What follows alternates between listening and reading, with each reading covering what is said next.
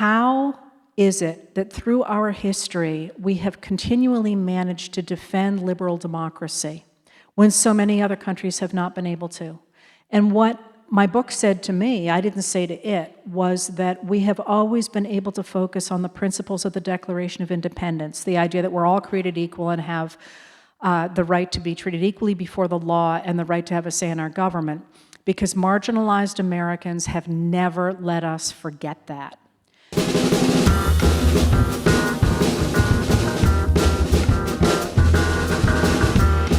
Hello and welcome back to In the Meanwhile. I'm Marcus Harrison Green. And I'm Nora Kenworthy. This week, I'm thrilled to share with listeners a conversation I had with Heather Cox Richardson in late 2023 at Town Hall Seattle.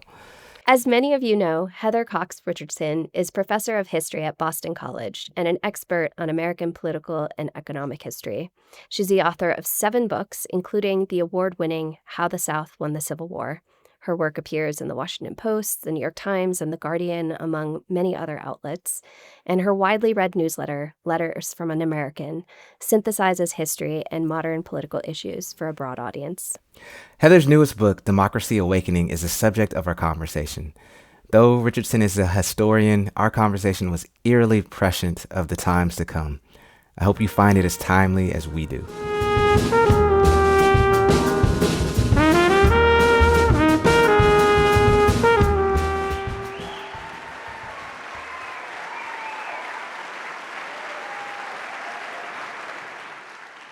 So, this is what Taylor Swift feels like. Well, Heather, I want to begin by setting the table with a passage from your book that I think is very much the thesis statement of your book. It says, you write, that the fundamental story of America is a constant struggle of all Americans, from all races, ethnicities, genders, and abilities, to make the belief that we are all created equal and have a right to have a say in our democracy come true.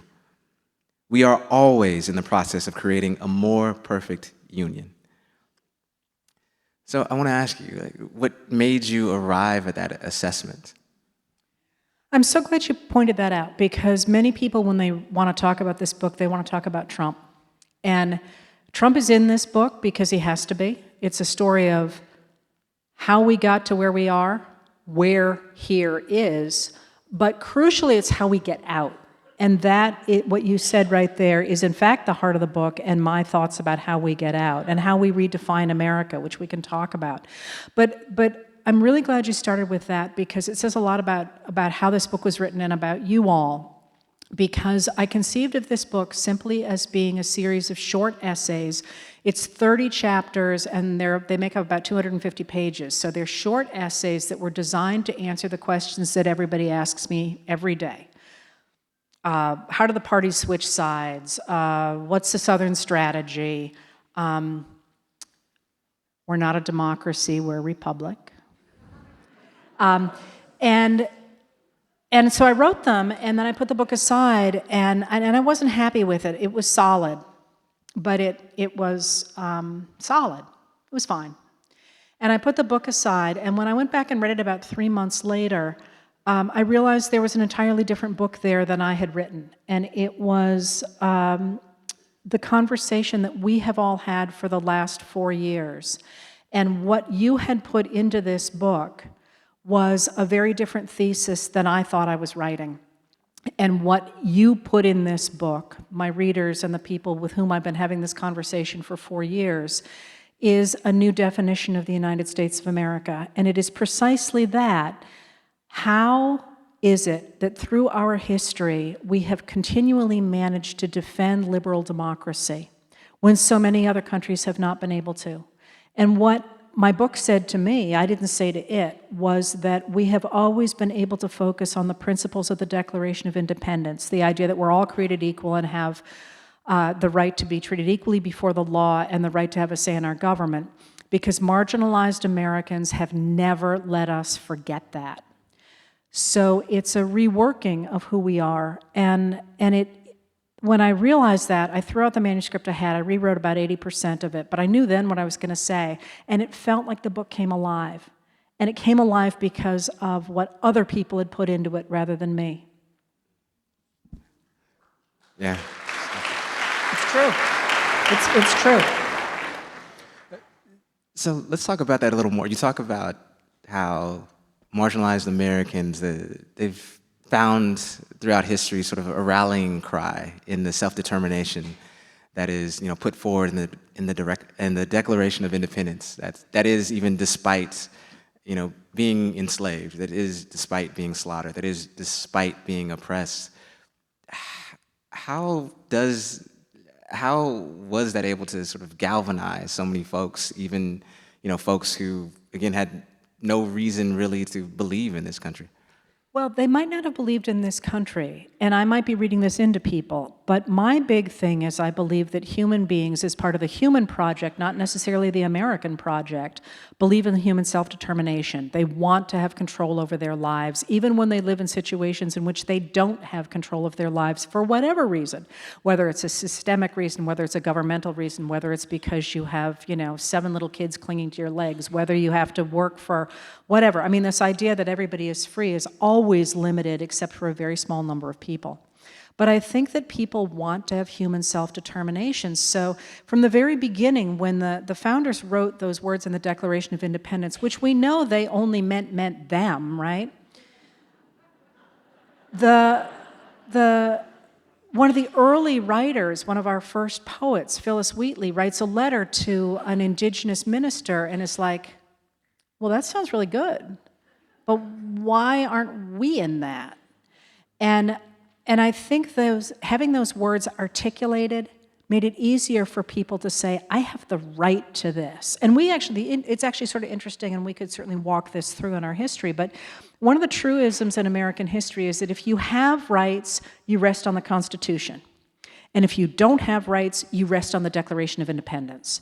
And that Declaration of Independence has been there for, we always point to Seneca Falls and to some of the other declarations, but there are actually hundreds of declarations based on the Declaration of Independence in which people are saying, hey, what about me too?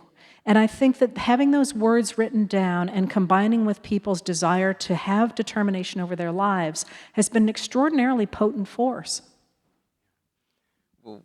What you also, to me, showcase in this book so well is the fact that there's been this clash of narratives in our country, almost from the outset, where you have folks who believe in this sort of traditionalist, hierarchical mindset of, white, straight, cisgendered man at the top and everybody else at the bottom, whereas you have people, as you just mentioned, folks who are constantly trying to expand our democracy. And so I want to ask you, are we destined to continue to always have this battle, or is there, going to be a winner at some point? And what does that look like? That's a really good question.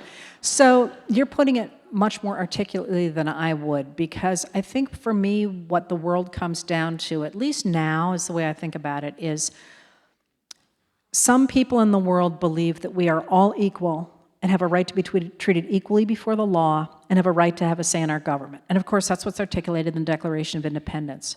But then there are other people who think that the world is organized in such a way that some people are better than others, whether because of the money that they have, or their religion, or the color of their skin, or their education, or where they're from, or any of those things. And they think that they're better than other people and have a right and maybe even a duty to rule everybody else. And those two strands, I think, follow and contest throughout American history and perhaps through world history. I only do America. But the question is whether we will always have that contention. And, humans got a human. So I would say we will always have that contention. But our hope, my hope, is that we will figure out how to create guardrails so that those people who are questing for power and money and control over the rest of us are not able to do that.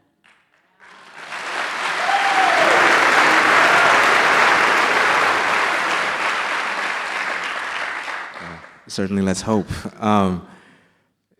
You talk about early on in the book that democracies actually die more often at the ballot box than they do at gunpoint.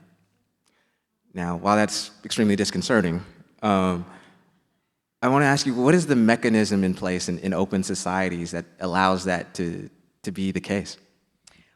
So why societies? Okay, so let me back up for a second. So the story that emerged when I looked at that manuscript the second time was the story of how people give up a democracy. Because it's weird, right? If you have all these rights, why would you say, oh no, never mind, I want to give them all away to some guy who's going to, send my kids off to a war I don't like, or take over my factory, or, give everything to his cronies, and end up me having no health care and having no economic rights, and, possibly being killed for not being part of the inner circle. And if you think that I was just describing Russia in this moment, I was very deliberately doing that, because one of the things that, more and more you're seeing that happen in a number of countries around the world. So the question is, why would somebody choose that? And the answer to that, I have come to believe, is the manipulation of language and the manipulation of history. So if you use language in such a way that you destabilize the fact that most people, and again, I'm only going to talk about America here, except to the places where I could go elsewhere, where most of us agree on most things, we really do. And every poll will tell you that. Most of us want basic gun safety legislation. We want reproductive health care. We want there to be regulations on business. We want fair taxes. And when I say we like these things, I don't mean like by 50.1%. I mean like we're in the 70s and 80s. So how do you divide people along those lines? Well, you do a number of things, but one of the ways that has been extraordinarily potent in the United States, of course, has been the issue of race. And we could walk through that, but the larger picture is to try and create an enemy, to create somebody that is responsible for the fact that a certain population that you're trying to bring behind yourself as voters can blame for the fact that they are mad about whatever they're mad about. And if you can divide the population so that it begins to support you, enough that you then are able to control what I call the nodes of the mechanics of democracy, so that you start to make sure certain people can't vote, and then you start to make sure that you can pick your voters so that you can stay in power, and then maybe you go ahead and make sure that you can gerrymander districts, and then maybe you can take over the Supreme Court. You do those things, you are able to get a population behind you that gives you power. But crucial to that is the creation of a false reality for those people, because you have to make them believe something that's not true.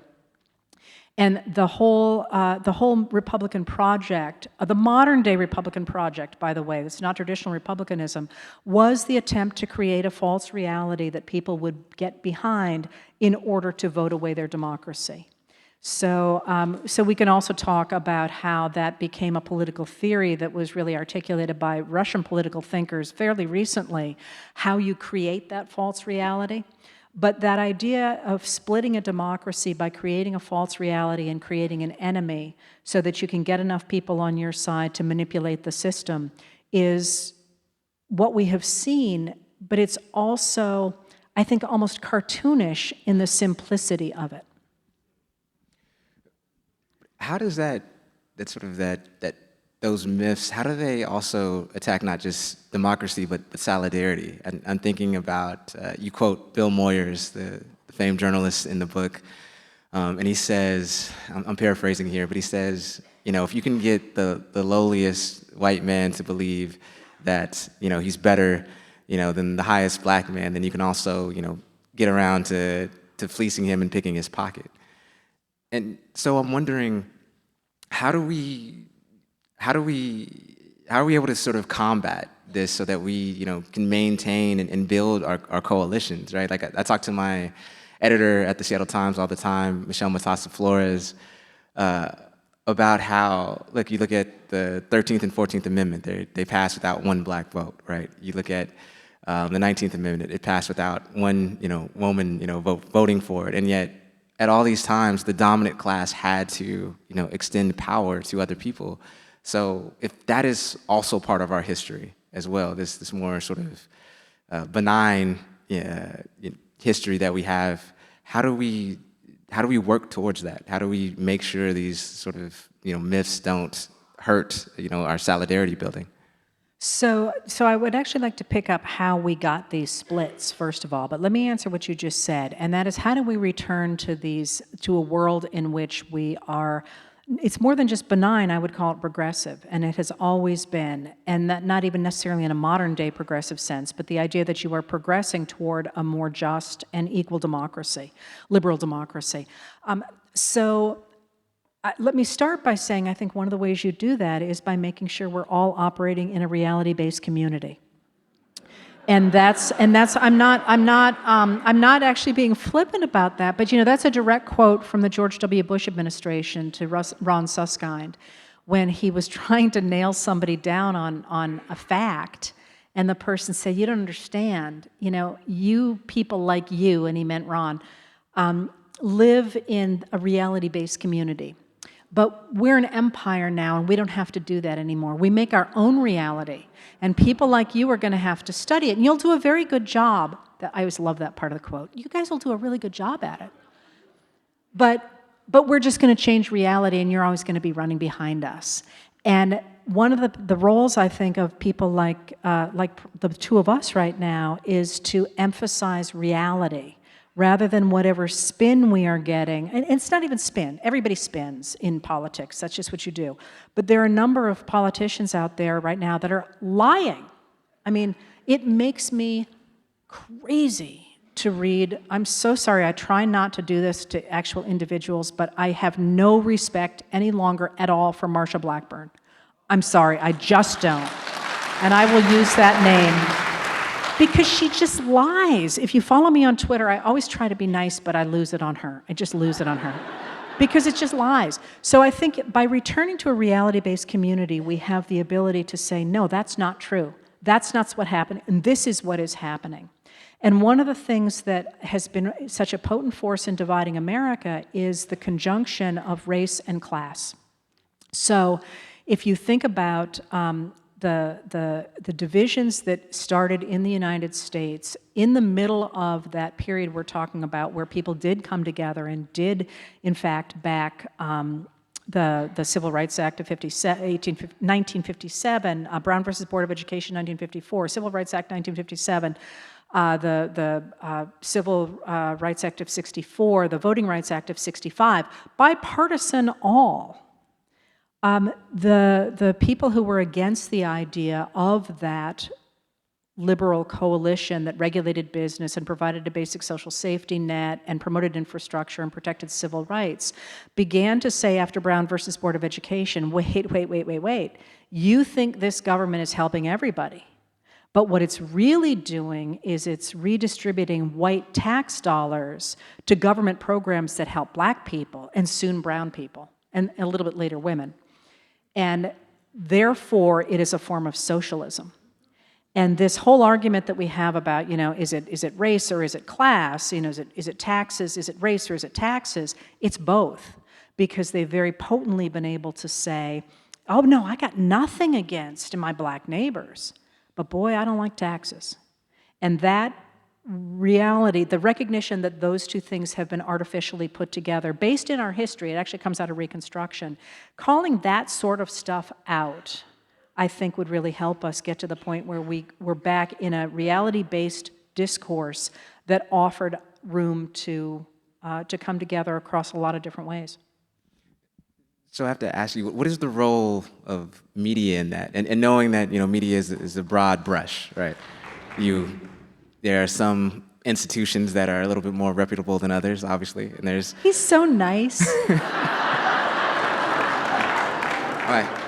My boss from the Seattle Times is here, so I got to be on my best behavior.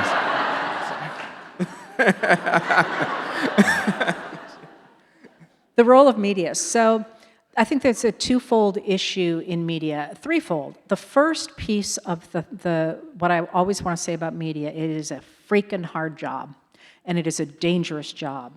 And when everybody likes to beat up on the media, I'm always like, it's a hard job to do. But if you think about the longer stretch of where we are right now, one of the early pieces of the project of the movement conservatives who came to take over the Republican Party, that's what we're dealing with right now, was the fact they had a real problem because they hated that New Deal coalition. They hated the idea that the government would, actually it was regulating business they were most unhappy about. They hated the idea that they would regulate business. They hated the idea that government would provide a basic social safety net. They didn't like the idea of public investment in infrastructure, and they sure didn't like the idea that the government was going to protect civil rights. But they had a real problem because people liked that stuff.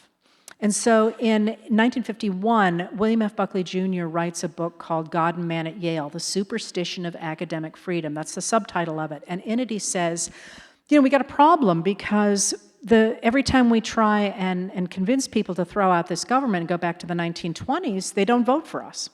So instead of actually telling them that we're going to get rid of that and that's going to be good for them, we just gotta say we're not going to talk about the realities of how it's going to play out on the ground. We're going to reinforce Christianity and free market individualism, he calls it. And we're going to start from that place. And those are not negotiable. That's where we're going to start. We're not going to accept any of the stuff that the people backing liberal democracy are. And by 1954, he and his brother-in-law, L. Brent Bazell, have written a book called McCarthy and His Enemies, in which they actually say that anybody who believes in that liberal consensus, and that's virtually everybody in America, Democrats and Republicans both, is a capital L liberal to make them look as if they are organized like the Communist Party, like they're taking over society as a form of socialism. And increasingly, they push the idea that their ideology needs to be represented in the same way that liberal ideology, which is not a partisan one, it's this idea that government should behave in this way, or the news would not be fair and balanced. So I'm not done yet. So in 1971, of course, we get the Powell Memo. And really interesting because Lewis Powell writes this memo when he is a lawyer for the Chamber of Commerce, the U.S. Chamber of Commerce. He then gets on to the Supreme Court. Richard Nixon puts him on the court, and he actually is much mellower on the court than he is with the Powell Memo. But in the Powell Memo, which is online, you can read it, he says, listen, we got a real problem because the liberals have taken over the universities, they've taken over the publishing industry, they've taken over the law, and they've taken over the newspapers. And we need to push our ideology, this idea that government regulation is bad, the idea that we don't want government to be involved in social welfare. We need to push that ideology in all of these fields. So this is where we're going to get think tanks, for example. They're going to come out of this moment. This is where we're going to get the push for the Federalist Society in the 1980s. These different ways of trying to push back against what they considered the bad ideas of liberalism. So by the time you get Reagan in office, this is when we're going to see the real attempt to create this idea that there's room for this other ideology, not a fact-based reality, but this ideology, and we lose the fairness doctrine, which has been part of the American media system since the early 20th century. It began with radio. We would have lost it soon after that anyway, because by the 1990s, you've got the rise of talk radio. And talk radio comes out of the fact that AM radio is losing a lot of listeners because FM is so much better acoustically. And they start to look for something to talk about that's going to get a lot of ears. And they don't start with politics, by the way. Rush Limbaugh does not start with politics. But he recognizes when he turns to becoming a political shock jock, that's when he gets all the ears. And of course, there's no longer any attempt to regulate what anybody is saying. The idea that you have to actually, be honest and entertain the other side. So increasingly then, of course, by 1996, we have the Fox News channel, which is fair and balanced. And by fair and balanced, they had an ideological meaning, and that was that, listen, you can listen to all those other channels and hear that liberal crap about this government, but we're going to give you the ideological version that will balance that out. I mean, there was an ideological principle behind that. So now I think you're seeing the constant pressure that kept on mainstream media channels to say, you got to tell our side, or it's not going to be fair and balanced. So increasingly now you see a situation where the one that got me the other day was Congress is in crisis. And I'm like, Democrats are more organized than I've seen them in my whole life. They're doing everything right. you know, and and the Republicans like can't even agree to eat lunch together, right? But you can see this happening there. So that's the long thing, and then in the short term, I think it's with the cuts in newsrooms. I think it's much harder for the young people who don't have years and years and years of experience to be able to say, "Oh no, that's crap." That's crap. And they report a lot of stuff that is simply a scoop instead of being able to analyze it and saying, no, this is somebody pulling this. And so I think there's less depth than there was when there was more money in the news industry. Aren't you sorry you asked? It's a very thorough answer. I appreciate it. So I do want to go back just real quickly on why is this, continued sort of divisive myth? Why does it continue to have currency in the sense that whether it's the 1960s and Nixon and the Southern Strategy, or it's Reagan and the Reagan Revolution, or it's Trump, 45 as some folks refer to him. Why in the world we are able to see constantly that this playbook at work, and we're able to identify this playbook, but why does it continue to have so much currency? There's no law of diminishing returns with fascism or something. Yeah. Well, first of all, can we identify it? I mean, I think, so what I would say is the historical answer to that, I think, is that because the belief in the liberal consensus after World War II was so incredibly widely shared, that people stopped thinking it was important to talk about democracy. And you see this in 1960. There is a famous, for political scientists anyway, article written in which a great political scientist says, listen, stop talking about democracy and stop talking about all the stuff that FDR talked about and that Truman talked about and that Eisenhower talked about, because we all agree. The way to build coalitions now is to work within that framework of the liberal consensus and create coalitions where people say, yeah, I'll back you because you're going to give me the pieces of that system that I want. You're going to give me the business regulation I want or the social safety net I want, and you can nail together coalitions that way. And both parties did that. And what they did was they stopped talking about the principles that make people feel like their vote mattered. And what that did is it opened the door for those movement conservatives to tell a great story. And their story was great. It was a mythical story, the idea of the individual against the giant empire. The idea that you could create your own future if just the government would get out of the way. And think about that. We all heard that, right? And the image of the cowboy comes back, the idea you're going to do it on your own. And that myth, which is deeply entwined, I think, both in human literature, but also in the United States, was really attractive. And it was reinforced as well by by popular culture. So think about the fact you've got the cowboy TV shows in the 1950s after Brown versus Board of Education, in which the Board of Education decision made it seem as if the federal government was catering to that Black community in a socialist kind of way. You get the cowboy standing against that. There was 9 cowboy TV shows on the TV in the late 1950s, early 1960s. And then, of course, by that idea of the individual, this romantic thing becomes something as powerful as Star Wars, 1977. It was the top-grossing movie in 1977, and then, of course, by 1980, it's only natural that you're going to elect a guy in a cowboy hat, right? So I think that those stories really, really matter, and people want to believe they're part of those stories. Now, the Trump story was different than that, but one of the things that I'm always saying to people is that it doesn't help to push back on that story and say that's wrong. I mean, it's interesting that it's wrong. The cowboys were always dependent on the federal government. A third of them were men of color. Yeah, I could go, but you don't go up to that somebody wandering around talking about rah-rah, I'm a cowboy, and say, hey, did you know, actually? But what you do is you have better stories. And what you read at the beginning of this talk, I think, is a better story. It's not an individual who's out there lording it over other people and crushing individuals and living all by himself. It's a story of communities and ordinary people and families working together to make things better for everybody.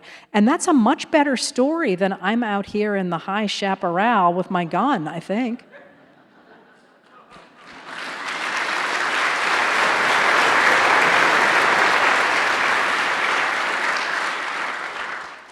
Well, kudos to the writer of that story as well.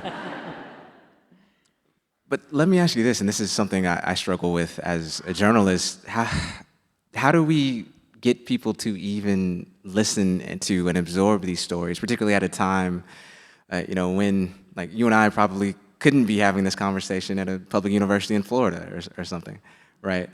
So how in the world can we, I don't want to say reach across the aisle, but how do we get in front of have our work, shared by folks who aren't here tonight, as a matter of fact?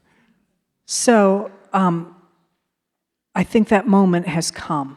I think it is here. And I'm not only looking around at all these people who are here on a Friday night rather than being home on the couch watching Netflix or what one watches. But I think there are a number of ways in which Americans have woken up and are taking up oxygen to talk about a different kind of nation. And I'm going to be horrible to everybody here and point out that Taylor Swift was told that her tour was not viable the way she wanted to do it, and that it was going to be a terrible mistake to do that. And she ended up going out on tour this year and creating what is, as near as I can tell, one of the first multi-generational movements in this country in a very, very long time, and became the top grossing tour of all time. People were touring to see her as mothers and daughters and aunts and sisters across generations for an experience about empowerment. And nobody talks about that as a political thing, and I don't mean it being about voting, but it sure seemed to me to be a really powerful moment. What I would say to that, though, is that, as I always say to people, you all know if you read me, or listen to me, the letters are about keeping a record, and people are always saying to me, tell us what to do in the letters, tell us what to do in the letters. I'm like, no, because I'm not writing really for us today, I'm writing for that historian in 150 years, so that we know what matters. My Facebook talks, I'm always like, go do stuff. Right? And what I'm always saying is take up oxygen, because this story, and the story you identified is an exciting story, it's an interesting story, it's a creative story, it's a story for the future. And I think it is a very attractive one if people only hear it. So as an example, recently, one of these days I will finish a column that I started on masculinity. And there's all these articles everywhere about how men are in huge distress. And they're for any number of reasons. And what are we going to do? Because they don't have any role models. And the reason I want to write the thing is because everybody who writes those columns is like, that poor cowboy is out there and he's got mental health issues because he's all alone, and there's no jobs to do this. And I'm dead serious, actually. You should see the page I have open with all this stuff in it. And I'm like, we have a different model of masculinity in this country. Literally, in the 1890s, when the Southern and Westerners were trying to push forward their version of, at the time, sort of a Confederate rah-rah guy like that, the populists rose and they said, a real man protects the community. A real man doesn't fight with his fists, he has conversations. A real man takes care of people and listens to what they have to say. It's like, that was the idea of masculinity in the 1890s, and I would argue during World War I, and I would argue that that's the reason we didn't have any Western movies during World War II, because they were all about taking care of the community. And so that vision of a world that is based in community and family and a world in which everybody is treated equally before the law seems to me to be a really exciting story, and one that people might gravitate toward if only there was enough people taking up oxygen to share it.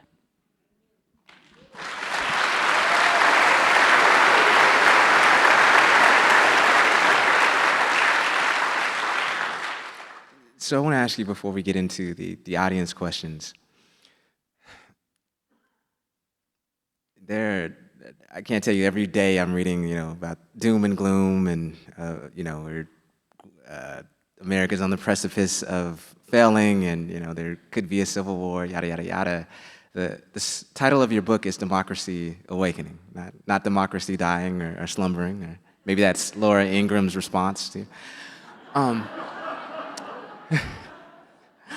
But what is your case that democracy can continue to rise in this country? Well, I'm going to be a little bit flippant and say, first of all,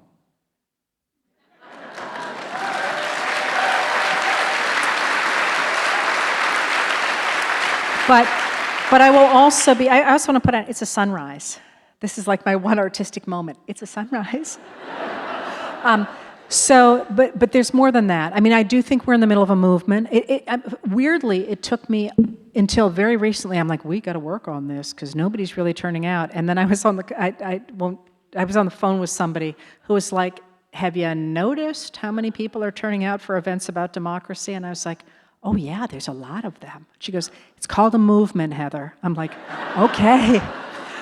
But the reason that it's actually called Democracy Awakening is because this moment reminds me very much of the 1850s, and that always makes people think, oh, we're going to war, and we're not. And if you care, I mean, we can discuss that. I'm not suggesting we're headed for a civil war, although I could put caveats around that. But in the 1850s, if you lived in the United States in the 1850s, when only white propertied men can vote, in 1853, you would have thought that the elite enslavers were taking over the nation, as they were saying they wanted to do, and they had taken over the South, and they were actually forcing poor white men off their lands, in addition to enslaving about 4 million of their black neighbors.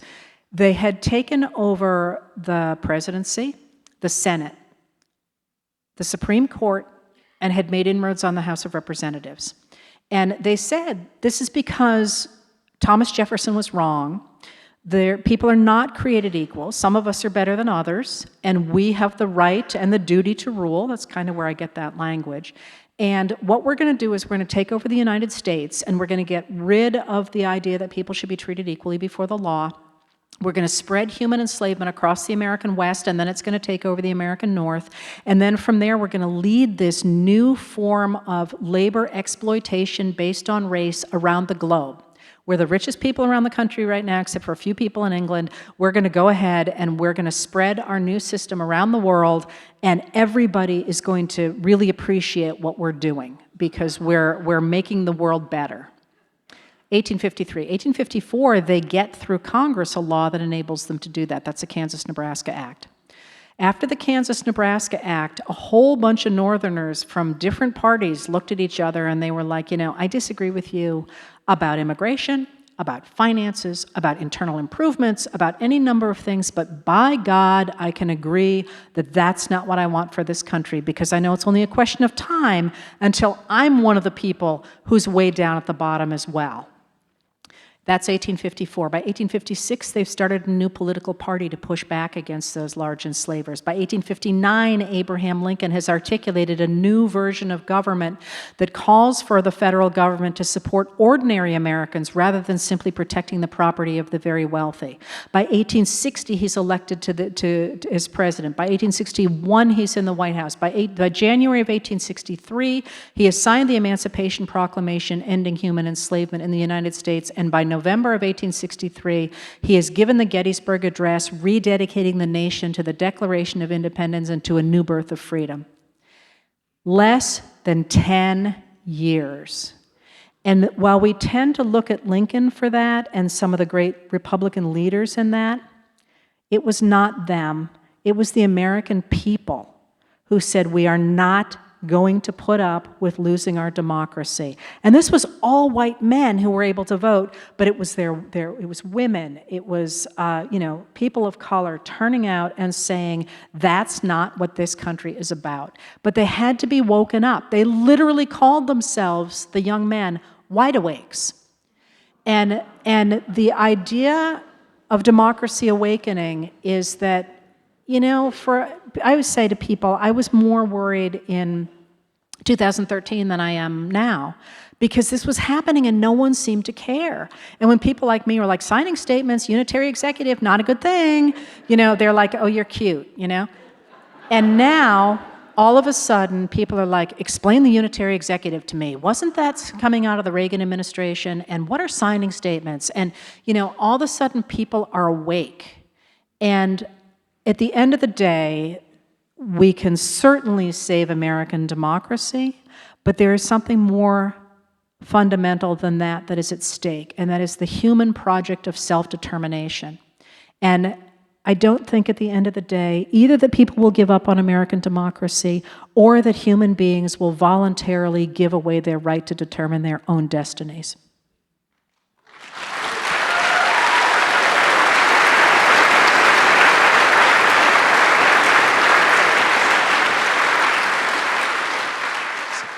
So in summation, we should stay woke? Is that what you're saying?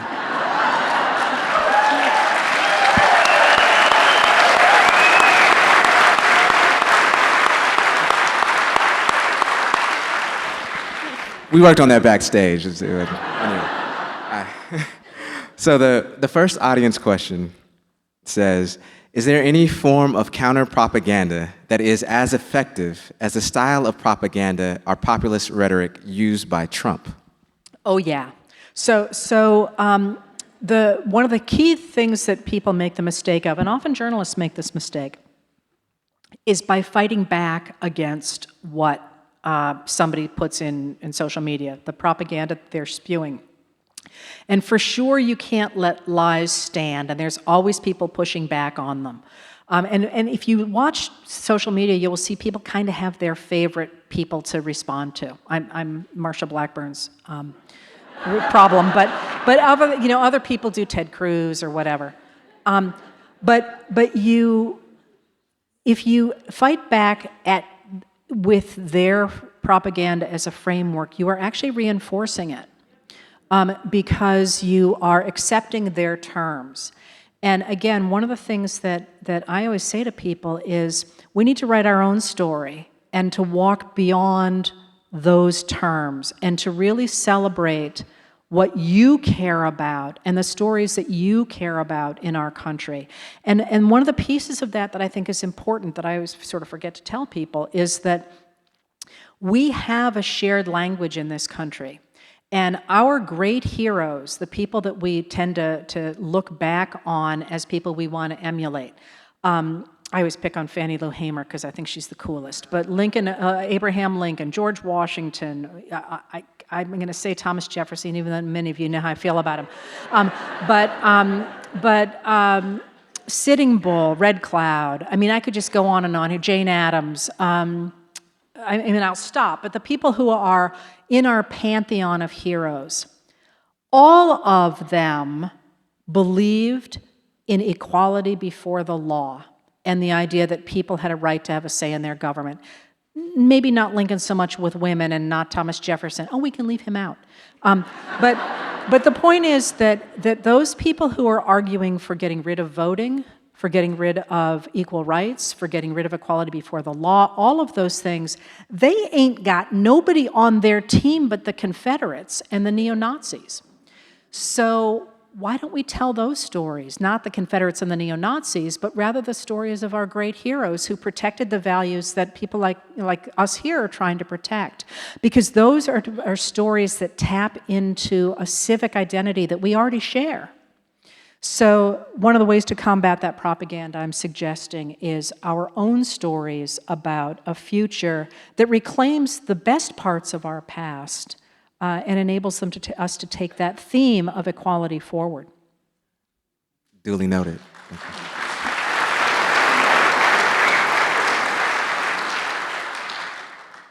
I'll wrap up with this question. At the end of your book, it very much for me, it sort of conjured up the monologue written by one of my favorite writers, Aaron Sorkin. I think it was for the Newsroom, and I'm paraphrasing, but he has one of his characters say, when has America actually been great? What century, what decade, what era? He said, America has never been great. The thing about America, why it's so special, is that it can be, though. And so I want to ask you, how can we become great? So one of the arguments that I made in the book was that the idea that America was great at some point in the past serves authoritarians, because it says we can get back there if only we go back to those traditional laws or religious laws that made us great back then before people ruined it. And one of the things that we study, you know, my master's is in literature, that we study in literature is the speech that from the Arbella that John Winthrop gives when they come to the United States. And he's already worried that the country has fallen into this horrible trough, and they haven't even landed yet, you know. And so America's always like, you know, there was a great past before now. So like they're not even on the soil, and he's like, it was better before, you know. But the idea, I think, of democracy for real is the idea that it is always being shaped. It is always moving, not necessarily moving forward, but the whole point of real democracy, true democracy, is that it's never finished. It's never perfect. We're always struggling to make it better.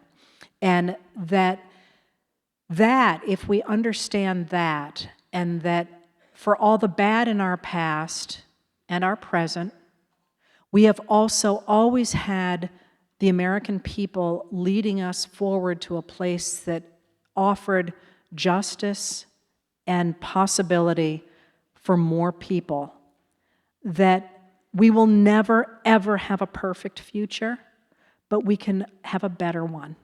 And that is the heart of democracy.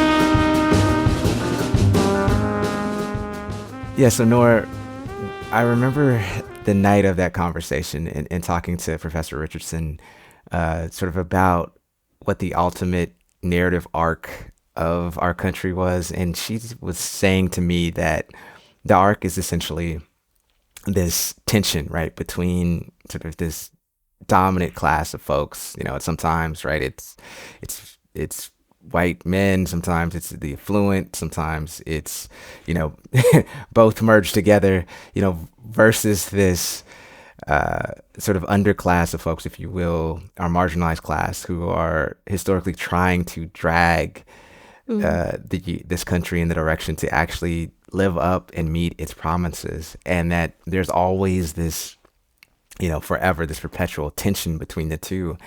And I got to say, I mean, if nothing else, this last year and a half or so has done nothing but testify to that, I'd say. Yes, and I'm sure I am one of many thousands, if not millions, of Americans who are deeply grateful for Richardson's voice in the midst of all of that this year, a voice of grounded sanity, but also of reminding us of how the history plays out in the everyday politics of our lives. So I'm sure that was a bucket list conversation for you, Marcus, and thank you for sharing it with all of us again. Absolutely. I mean, they say never meet your heroes, but the exception is Heather Cox Richardson. And with that, Nora, I do want to quickly just do an 8 ounces of joy for you, for our producer Jessica Partnow, and to our listeners. I'm joyful for all 3 buckets.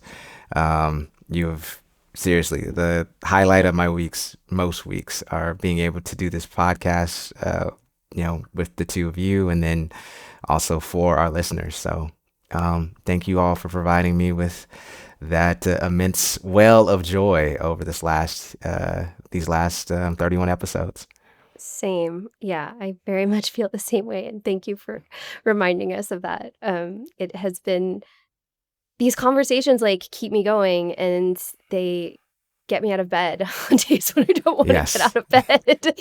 And it's really lovely to hear from other people for whom they serve a similar purpose. So thanks to everyone who's listened in this year, and gave us some of your time and attention and support.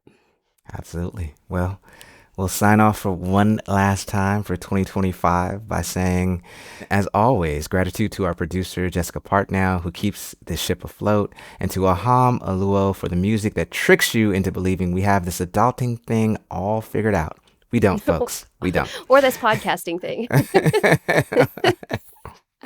You can catch In the Meanwhile on KVRU Wednesdays at 5, or listen to full episodes wherever you get your podcasts. Follow us on YouTube, Instagram, Threads, Blue Sky, basically anywhere you doom scroll.